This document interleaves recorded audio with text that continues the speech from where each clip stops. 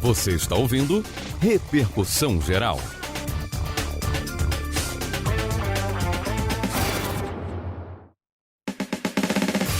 Voltamos a apresentar Repercussão Geral. E estamos de volta com Repercussão Geral. Você pode acompanhar e ouvir novamente o nosso programa pela internet no www.radiojustiça.jus.br e pode participar ainda pelo twitter.com/radiojustiça. Você está ouvindo Repercussão Geral. E agora na Rádio Justiça eu vou conversar com o Dr. Fernando Pérez, advogado especialista em direito digital. Aproveitando a ocasião do Dia dos Namorados, vamos tratar de um assunto muito delicado. Tratar da divulgação de fotos íntimas sem autorização é crime e as vítimas devem acionar a Justiça. Dr. Fernando Pérez, muito obrigado por atender a Rádio Justiça. Eu agradeço a oportunidade de discutir um assunto que é tão importante para todos nós. Doutor Fernando Pérez, qual a análise o senhor faz? Avançou a lei para coibir, para proibir esse tipo de sequestro digital, dessa chantagem digital? Sem dúvida. É inegável que estamos mais atentos a essa questão do compartilhamento indevido de informações, de vídeos, de imagens pela internet. Ocorre que cada vez mais temos acesso à internet através de celulares, tablets, estamos cada vez mais conectados, né? E isso faz com que tenhamos mais fotos, mais vídeos, informações circulando. Ocorre que ainda não existe, na verdade, assim, existe uma falsa sensação de que eu posso compartilhar esses vídeos, que eu posso atacar uma outra pessoa, de que eu posso cometer esse crime e vai haver uma impunidade, né? Mas acompanhado a isso, estamos cada vez mais atentos aos direitos de todos nesse compartilhamento. Então, existe uma sensação de que eu posso fazer isso e não vou ser responsabilizado. Mas o cumprimento da lei, os julgamentos, as investigações têm demonstrado que isso não procede. Ou seja, os criminosos eles são responsabilizados, eles são identificados e existe uma consciência aí cada vez maior por parte de muitos sobre, né, que isso não pode ser realizado, obviamente, mas ainda precisamos desenvolver um pouco mais nessa questão, nessa conscientização de que isso não pode ser feito. A lei que ficou conhecida como Lei Carolina Dickmann, só acredita que ela só foi aprovada, teve o prosseguimento dela até a sua aprovação porque feriu uma atriz? Olha, infelizmente, casos públicos, casos que têm uma maior repercussão, acabam, felizmente ou infelizmente, assim dizer, acabam ajudando no desenvolvimento, no questionamento e até mesmo na resolução, no desenvolvimento de algumas leis, como aconteceu no caso da lei que é, né, apelidado como Lei Carolina Dickmann. Ocorre assim, desde 1999, talvez um pouco antes, mas se iniciou em 1999 uma discussão um pouco mais intensa sobre essa questão de que forma que a lei poderia proteger de uma forma mais efetiva as vítimas dos crimes virtuais. Então, assim, houveram muitas discussões, muitos debates, muitos participaram, e a ocorrência, né, um caso notório, algo que acabou sendo levado a conhecimento ao público, ajudou no desenvolvimento e na aprovação da lei, porque a lei, essa discussão ela já havia antes mesmo desse caso. Ocorre que durante, né, o acontecimento que acabou se tornando público, a lei estava sendo discutida e acabou adquirindo uma atenção um pouco maior sobre isso.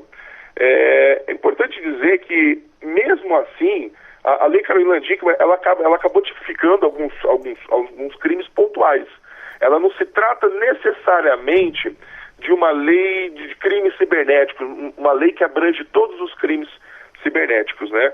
Então, ela ajudou de uma forma muito mais efetiva, criou alguns tipos penais, como, por exemplo, a invasão de dispositivo informático, ou seja, obedecendo aos requisitos, claro, próprios da lei, ou seja, a invasão de um computador, você invadir para obter um acesso indevido, obter informações, acabou se tornando crime.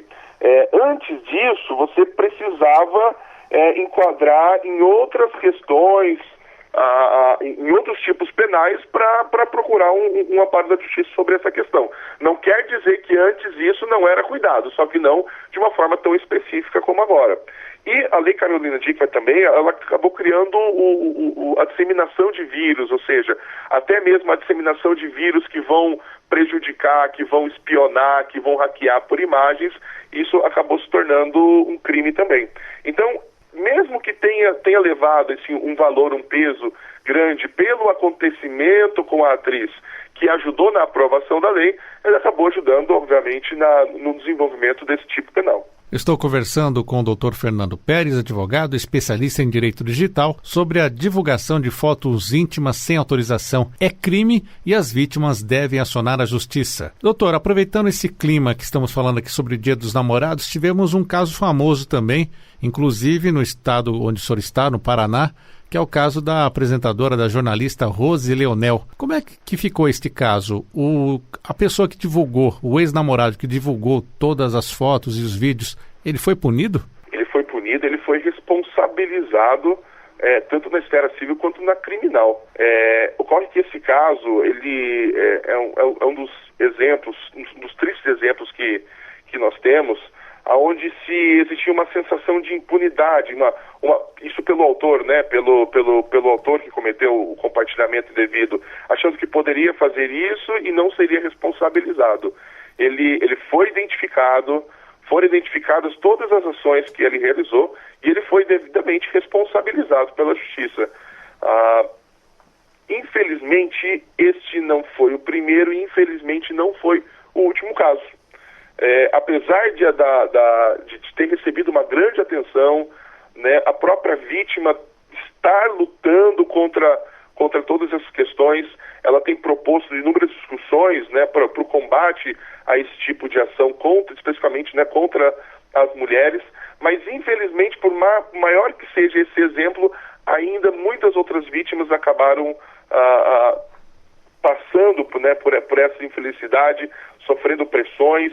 E existem casos, inclusive, de pessoas que tiraram a própria vida porque não aguentou a pressão moral, não aguentou a exposição que acabou tendo nas próprias redes sociais, na internet.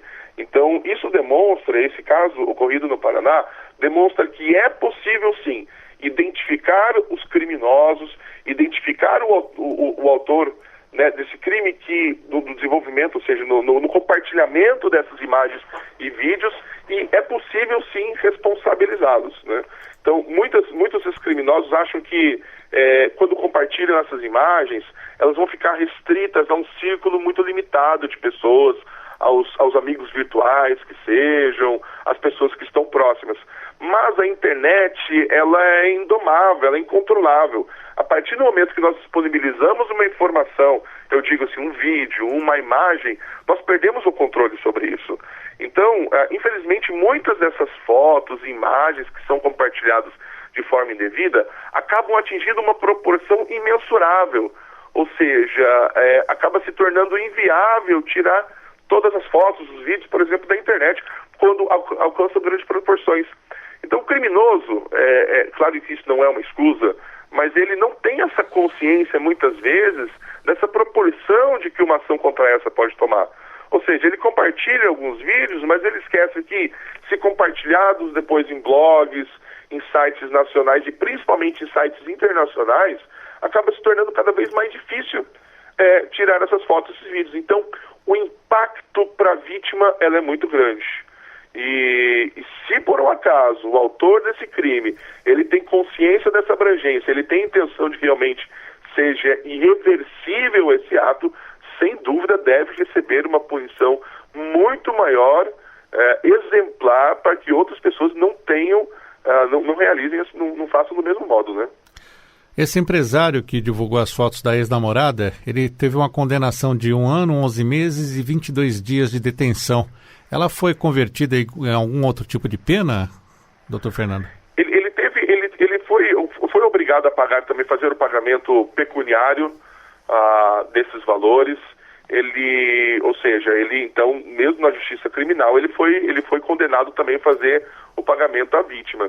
E importante dizer, independente de qual seja o caso, seja ela na esfera criminal, seja na esfera civil, o pagamento de uma eventual compensação, né, nunca vai ser equivalente. Na verdade, não há pagamento que seja equivalente, que seja proporcional ao dano que seja sofrido, né?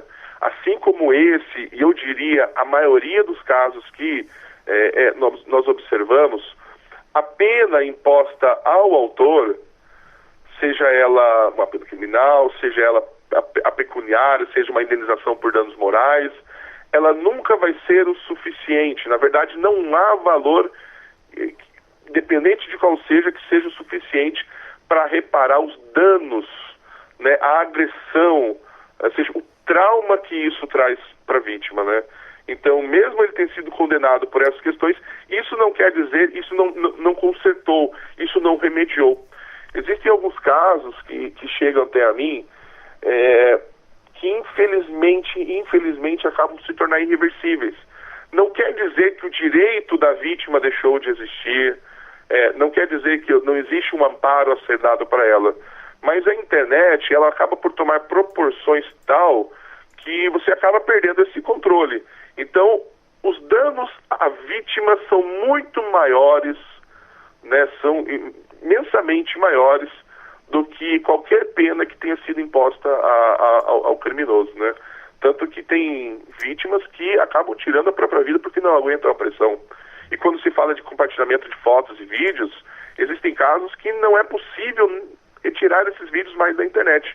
Então, mesmo que haja um tipo de punição, mesmo que ela seja aparentemente alta, ela nunca vai ser o suficiente para eventualmente reparar esse dano que a vítima teve. E, infelizmente, dos muitos casos que nós já observamos até hoje, ainda não serviu de exemplo para muitos dos criminosos, ou seja, eles não tomam por consciência esses outros casos que já aconteceram e para realmente serem inibidos dessa prática, e infelizmente ainda teremos muitas vítimas que tomaremos conhecimento de crimes como esses. Doutor Fernando, essa divulgação também não autorizada, ela também pode ser condenada através da Lei Maria da Penha? Pode, sem dúvida. A Lei Maria da Penha, ela estabelece alguns requisitos, como, por exemplo, que haja uma relação familiar, uma relação doméstica ou uma relação de afeição, né, entre o autor e a vítima. Então, e dentro disso, dentro das várias ações, como, por exemplo, assim, o assédio moral, né, a pressão moral sobre a vítima e até mesmo os danos morais, né, do autor sobre a vítima. Então, é perfeitamente possível enquadrar um crime ocorrido na internet dentro da Lei Maria da Penha, desde que haja, então, uma relação familiar, doméstica ou de afeição. Como no caso, por exemplo, quando falamos de uma relação de afeição, entre namorados, por exemplo. Então, se um namorado, ou que seja um ex-namorado, compartilha fotos particulares, fotos íntimas de um período como tiveram, né, qualquer tipo de relação, sem dúvida ele pode receber, essa ação pode ser enquadrada na Lei Maria da Penha e ser realmente responsabilizado por isso. Além disso, tanto na esfera criminal quanto na esfera civil, ele pode ser condenado por essas ações, sem dúvida. E qual conselho que o senhor deixa para os casais que estão aí comemorando o Dia dos Namorados sobre cautela quanto a essa questão de vídeos e fotos íntimas? O conselho que eu daria é um tanto quanto radical, mas quando se trata da nossa imagem, quando se trata da nossa reputação, da nossa moral, nós temos que tomar muito cuidado.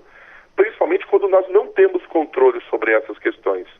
Quando criminosos compartilham indevidamente fotos e vídeos, é porque nós perdemos controle sobre esses arquivos, né?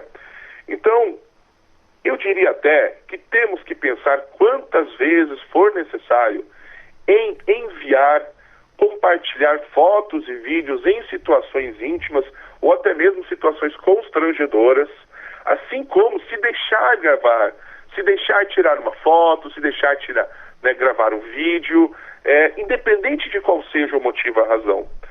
Nós nunca sabemos o que pode acontecer. Por muitas vezes eu ouço que as vítimas elas tinham confiança nos criminosos de que aquelas fotos não seriam compartilhadas.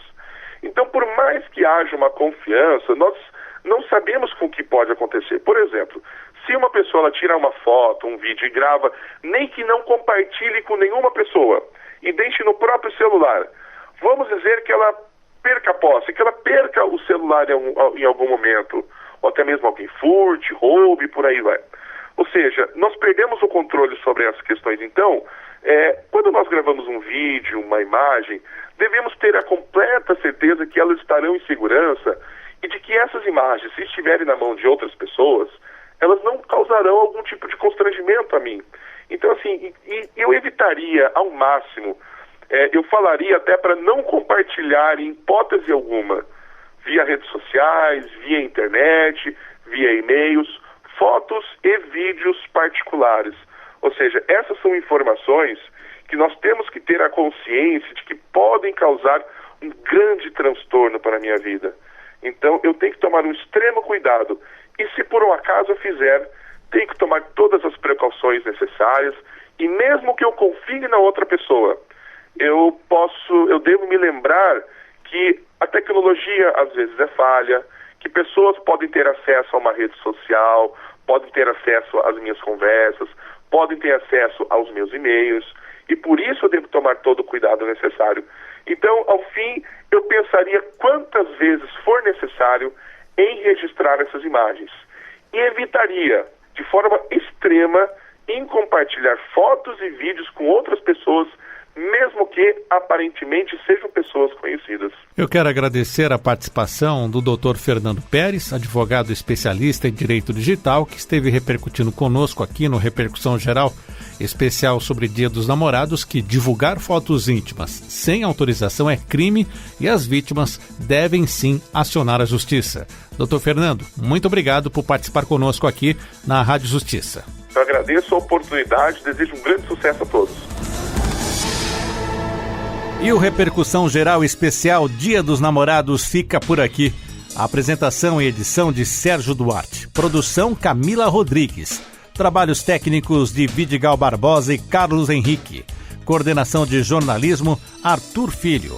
Secretaria de Comunicação Social, Supremo Tribunal Federal. Continue na Rádio Justiça em 104,7. Ou acesse a programação da Rádio Justiça pela internet no www.radiojustiça.jus.br e você ainda pode ouvir a Rádio Justiça acessando o canal do STF no YouTube. Até o próximo programa. Você acompanhou na Rádio Justiça Repercussão Geral.